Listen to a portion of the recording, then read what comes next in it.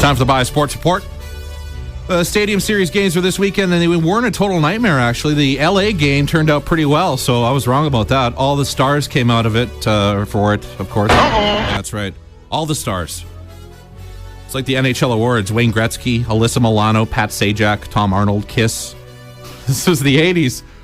Would have been a big deal. TMZ would have been all over the place if they were around the 80s. Luckily, it's not the 80s, because Kiss was wearing makeup, which was good. And thankfully, Paulina Gretzky was there, and she was wearing makeup and clothes. It's nice to see her put on clothes for once in a while to take in a hockey game. It's nice.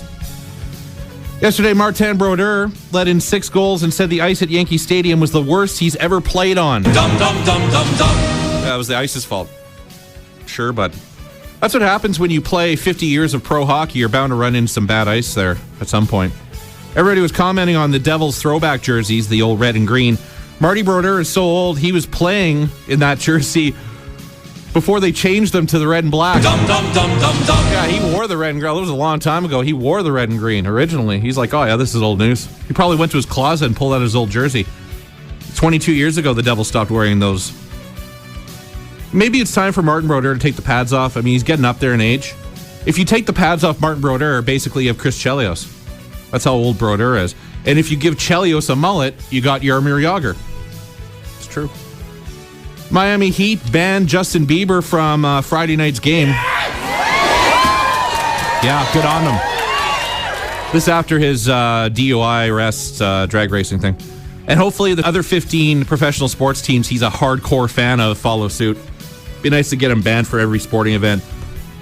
The Heat says that he's a flip-flopper. That's why they banned him. They don't like how, one game he's wearing a Heat hat at the Heat game, then he's at the Knicks game, then he's at the Raptors game. Pick a team, man. Even Drizzy picked a team. You know who did make it into an NBA game this weekend? Meryl Streep and 50 Cent. What? Or 50 Cent. I was in New York. And they were sitting next to each other, too. Look at that odd pairing, eh? Meryl Streep and 50 Cent. She said, quote, I had a lovely time. And he said, quote, yeah, I'd hit that. I'd take it to the candy shop. That's what he said, man. Look it up. Since the Canadian Football League teams don't want him wearing their jerseys, Toronto Mayor Rob Ford is throwing his support behind the Denver Broncos. All 400 pounds of support. It's a lot of support. Isn't weed legal in Colorado now, too? That would probably explain it. Just wait till crack is legal there. He'll be the first in line to get a XXXXXXL Denver Nuggets jersey.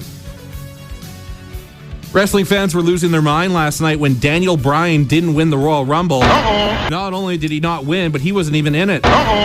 These guys on Twitter following this, they all know it's fake, right? They know it's predetermined. Yeah, wrestling, I don't know if you knew that. They know who's going to win before the match.